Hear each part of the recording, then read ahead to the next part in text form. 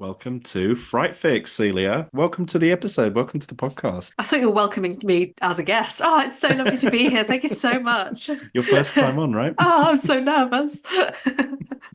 It feels like we were just before we hit record saying that we watched this film quite a few weeks ago. So I'm looking forward to reviewing it finally. Yeah, I feel like we're watching it again for the first time because, yeah. Yeah. So this is Run Rabbit Run, which is a 2023 question mark film. Yep, Yep, that's 2023. At the moment, it's on Netflix. And I think I chose this one because I had read a review of The Babadook and they said they kept mentioning Run Rabbit Run, or there was some sort of connection to Run Rabbit Run. I was like, oh, that might be interesting. Like, they're both Australian, they're based in Australia. They're both about a parent and child relationship, and the child goes a bit wonky throughout. And like, I was like, oh, maybe we could review them. So that's kind of why I chose this one. But I think we should start with what you thought, because it's like our third Australian horror movie in a row. What was this? What was the first one? We did no, actually no, I might be wrong there because we did Babadook. We did not Call Me by Your Name. What the hell's that one called? We did not review Call Me by Your Name. No. That is not a horror. Oh dear, what was that called? Call Me, Talk to Me. Oh yeah, you are right. It's Talk to Me, where they with the possessed hand. Yeah, that was Australian, wasn't it? Or was that New Zealand? Yes. I forget. It's one of the I other. think it was New Zealand. Okay. Ignore everything I've said then, because I'm just going to sound like a crazy racist now. But the last two were Australian. Oh no, you're right. I was wrong. It was Australian. Oh, it was. Okay. Yeah. So got to the bottom of that. But yeah, you're right. Okay. We've been on a bit of a kick, I think. I don't know why. I'm glad I'm not racist anymore. No, yeah, you weren't. I was just being ignorant. I didn't know what it was.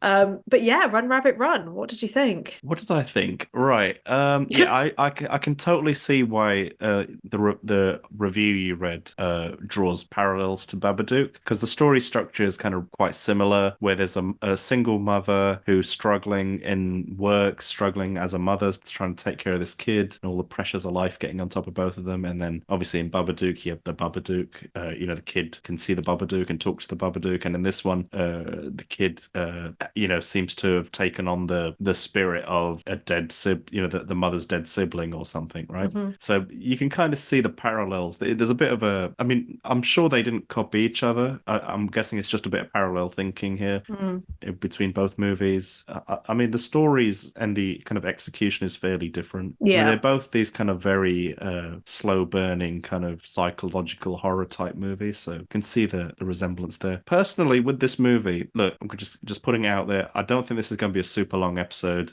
At least I think I say that now, and then like 2 hours later we end. Yeah, we're like, and another thing. Yeah, I just felt like this was an interesting concept that was maybe about 40 or 50 minutes too long. So the kind of gist of this film is, so the mother seems to be mistreated by people in this film. Like, she doesn't have a good relation with her own mother, who, her own mother wishes that she was dead or whatever, and her own daughter seems to be playing up and whatnot. But as the story progresses, we realize that the sister the mother has been harboring this lifelong guilt or something. And then as the story progresses, it's revealed just because when she was a child, she'd basically killed her younger sister.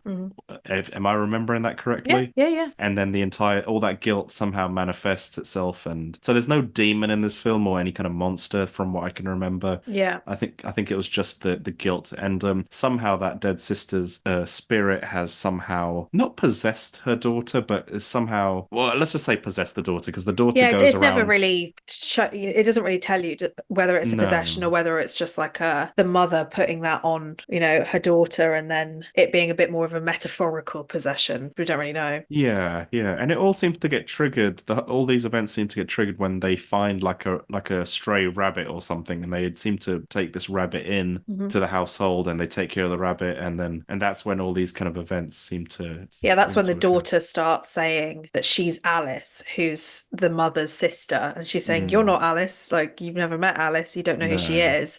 And that's where it kind of starts to spiral because it brings back, I guess, a lot of memories for Sarah, who is the mother. Yeah. At the time, we don't know why she's spiraling. We just assume that it's because her sister is obviously dead and it was very traumatic. Yeah. And we find out that, in air quotes, she'd gone missing. But at the end, obviously, we know that she hadn't gone missing at all. She'd killed her.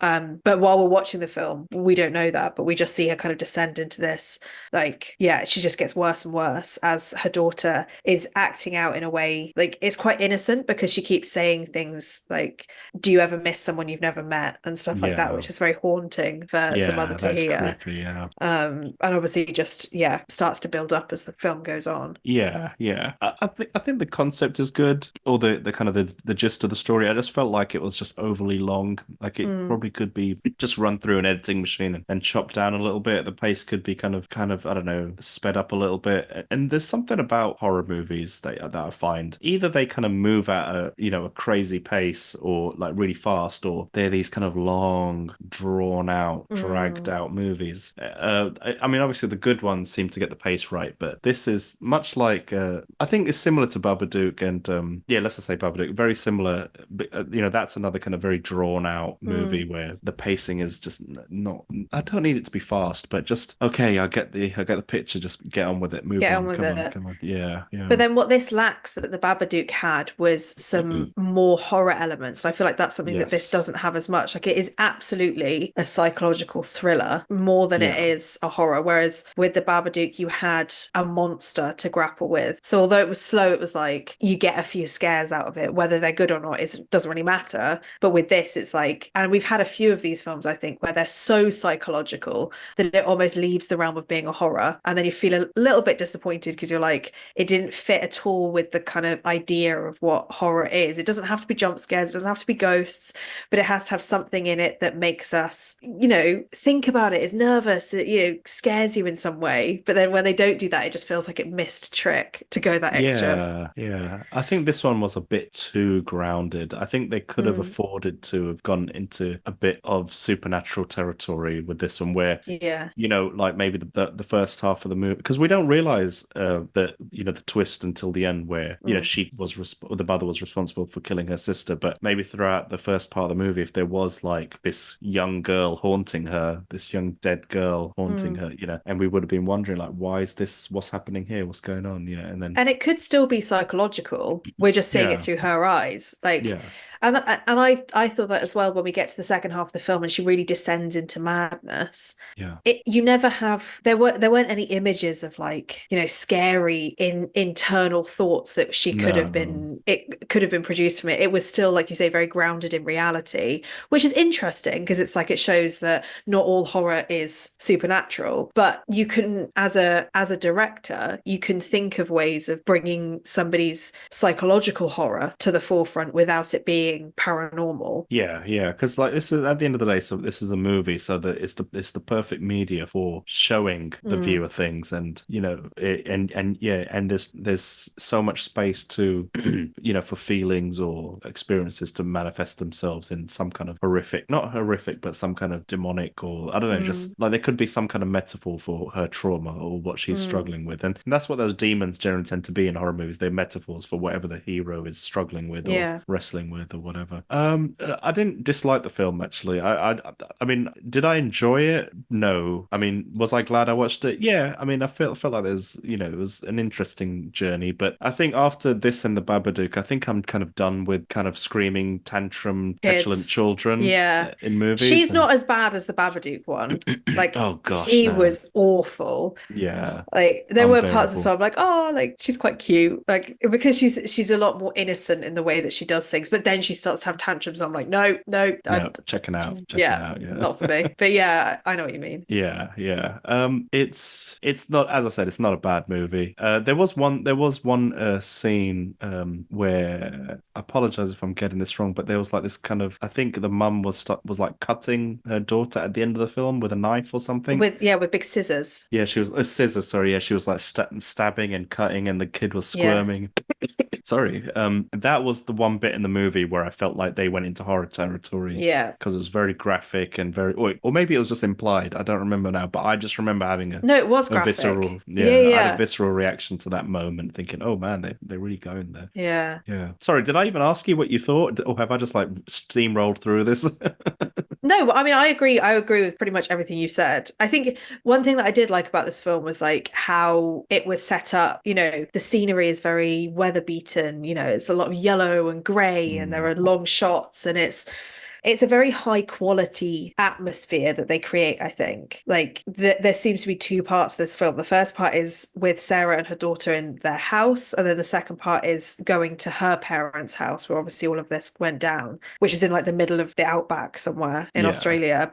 And so you see like the urban side of Australia and then the more isolated, rugged parts of it. And I liked that. I liked the kind of transition through the different scenes. And I Yeah. think that the cinematography was really good. It felt like a very well put together film. You know, sometimes you see a horror film and it's just like shot after shot, da da da da da. They haven't really thought about the cinematography. It's all about the scares. This absolutely is the opposite of that. It's like everything but Mm, the scares yeah. is the thing that they focus on. So I did like that. I like the aesthetic of the film, and I think that's what I'll remember from it. Is like it's shown, yeah, it has this atmospheric feeling to it, which is really good. Yeah. I feel like the acting was another big positive for me. I think that what's her name? She's from Succession. Sarah Snook. Sarah Snook, yeah, is great. Yeah, So she's good. good. Oh, I Yeah. keep calling the character Sarah, but I'm obviously thinking, oh no, her name is Sarah in the film as well. Oh, even better. I feel like she did an incredible job, and like it could have been so half-assed if somebody didn't do that properly. Like it put so much into the film with her struggling with her guilt, and she has these most expressive eyes, like big bulging blue eyes that like really Yeah. capture those emotions. And it is incredible to watch an actress like really kind of push those limits. So I appreciated that. Yeah, yeah, she's very good. There's no criticism on her whatsoever. Like she did a great job with what she was given. I just and I think it was fairly reasonably directed as well. But yeah, I just think they could have picked up the pace a little. Not Yeah. by a huge amount. But to be honest with you, I think generally this even before a director or actors touch it, I think the issue was possibly with the script. I agree. I feel like the script would have been great as a short story or a short Yes. film, like a half an hour film or something like that. Because it is a really, what I liked about the idea of the story is that the main character ends up being the bad guy, which doesn't happen that often. It's obviously Mm, a trope of stories, but this one was like, oh, I actually didn't think that was going to be the case. Like it's a cool twist to have. yeah. But I just feel like there was a few things that didn't go anywhere. Like I think we've spoken about it so many times where we feel like films are split into two parts. Like the first part is the building up of it. It's really interesting and intriguing, and where's it going to go? And then when they actually reveal everything, you're like, well, you've missed out like seven things that you built up in the first. It just didn't happen. And I Yeah. think one of the things that I wrote down as soon as I saw it, or didn't see it by the end, was you mentioned the rabbit at the beginning. Like this all starts when they find a rabbit, a white rabbit on their doorstep. And so I was like writing notes like, oh, Alice in Wonderland, like follow the rabbit down the rabbit hole. Like, where's it going to Yeah. lead them? Da, da, da, Yeah. da. And the rabbit ends up biting Sarah, the mother, and she gets this really horrible wound from it. And I kind of guessed that was a metaphor for like the guilt that she's feeling starting to infect her. You know, she's physically feeling all of these Yeah. emotions.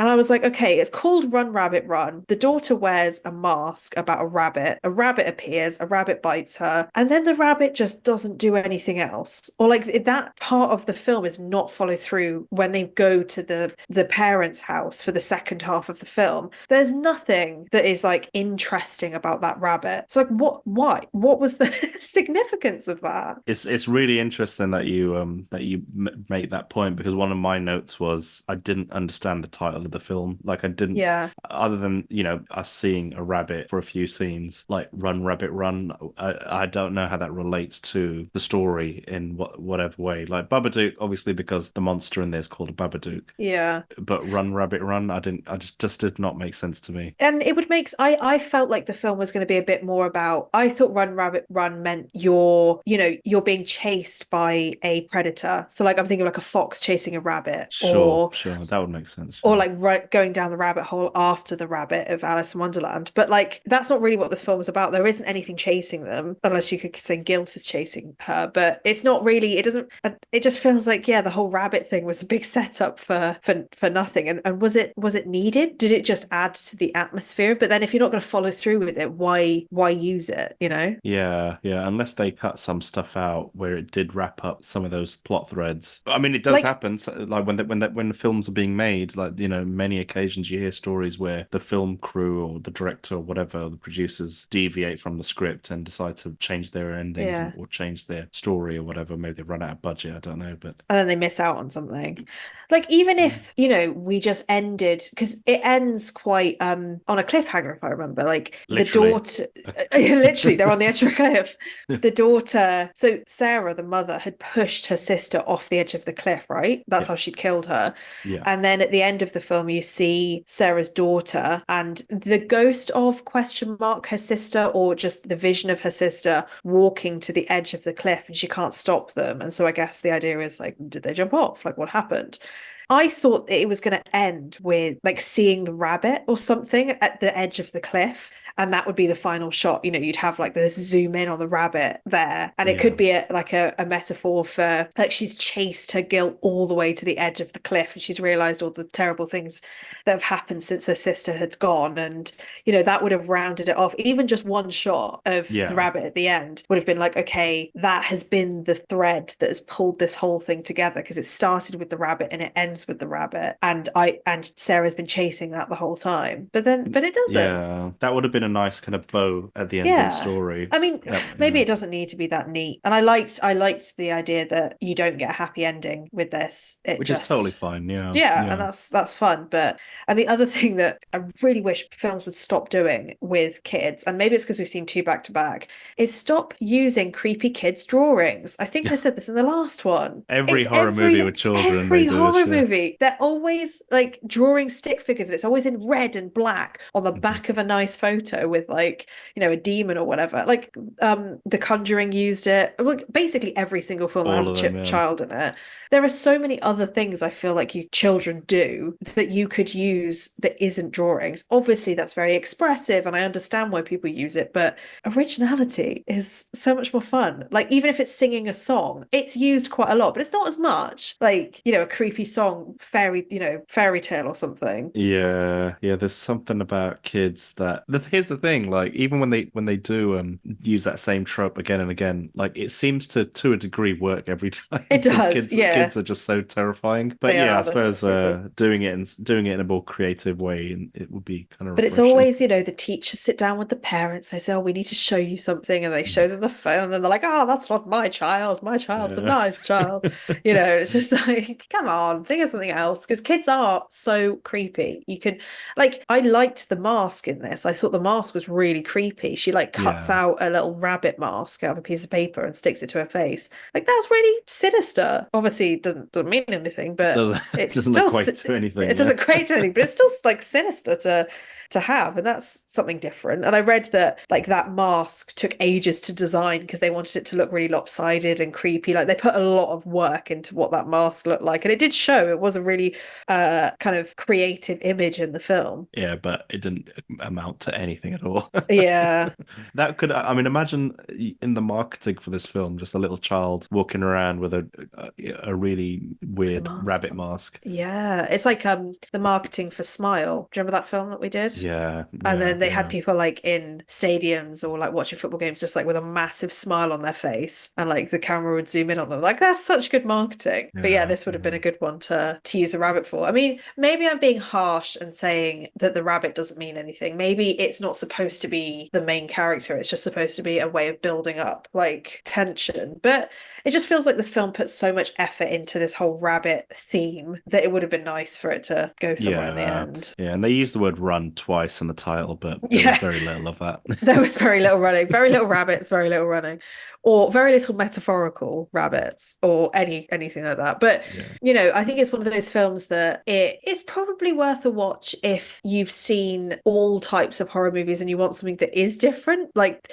that you probably wouldn't expect, because it's well done. What they do is very well done, but it probably won't scare you or leave you with a sense of like, whoa, I've just witnessed something that's like blown my mind. It is just like oh, that was an interesting film to watch. That was really well acted. I see what they did there. Great. Let's just move on to the next one. Yeah, yeah, it's got to this point in this kind of horror movie journey for us where, let's just say, if you're a subscriber of a comic series like, I don't know, X-Men or something like that, like every now and again there'll be an amazing X-Men story.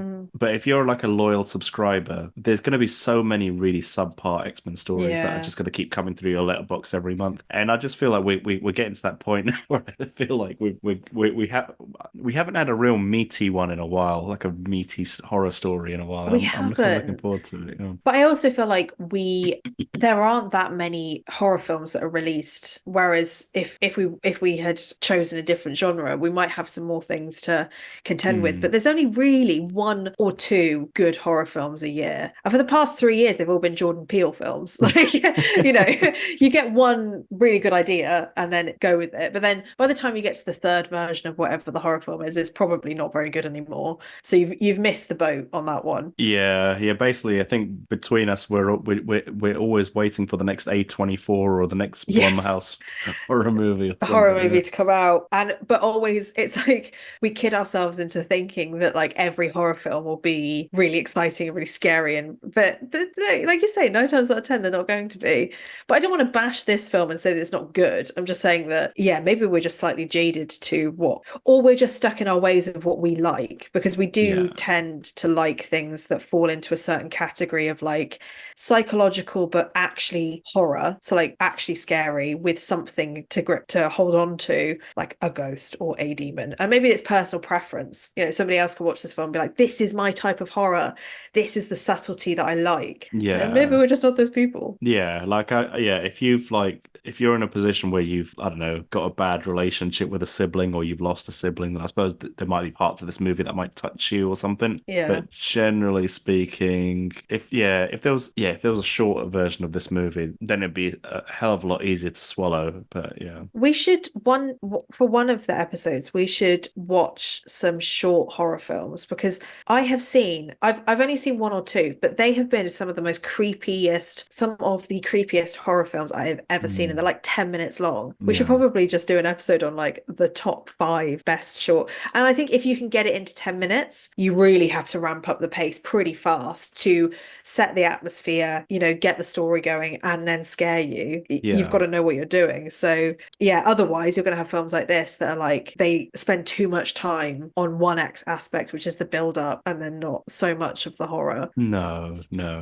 I mean, sometimes I do have a complaint with movies where I want them to breathe a bit more and just take their time a bit more. But generally, it's when there's so much going on in that film that sometimes some moments deserve to kind of breathe. But there's a happy medium. Like, and I feel like you could get to a point where I think the perfect film is the slow build up where you learn a lot about the characters, you're interested, there's enough that you don't know that you really want to watch until the end. And then the climax is an actual climax, which doesn't have to tie up off everything neatly, but doesn't feel like you're watching a separate film by the end. It feels like it's been a build up to all of this stuff, and whatever the horror is scary in its own way, whether it's psychological or just like bam, scary face, whatever.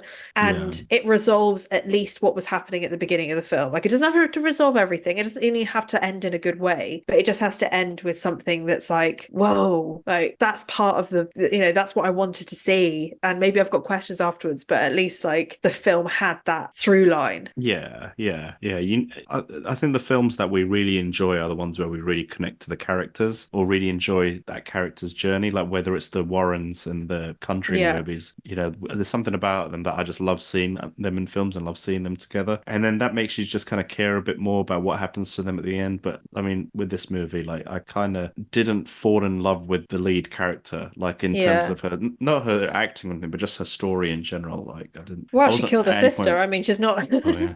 We're not rooting for her. Yeah, no, but you only find that out at the very end. Yeah, So yeah, imagine yeah, you're getting the right. whole story, like really Yeah, wanting her to win or root for. But you didn't. I yeah, didn't really know what she was running away from during the movie. Other yeah. than just an annoying child. So Until the end. I mean, yeah. basically, these two films have told me that I'm not ready to have children because I can't deal with that.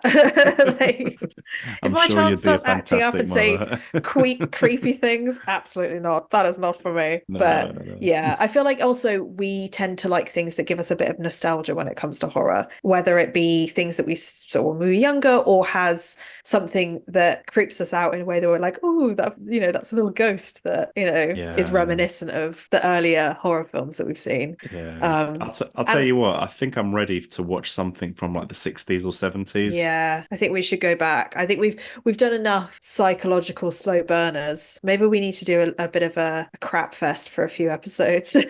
Like just good, Yeah, honest horror. And maybe we won't yeah. like those either. Maybe we're just never happy, but it might be what we need.